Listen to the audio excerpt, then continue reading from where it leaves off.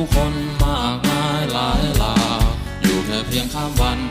พอสว่างรุ่งสางก็ต้องจากต่างต้องออกเดินทางไปอีกไกลแสนไกลถ้าฉันจะฝากความรักไว้ที่เธอ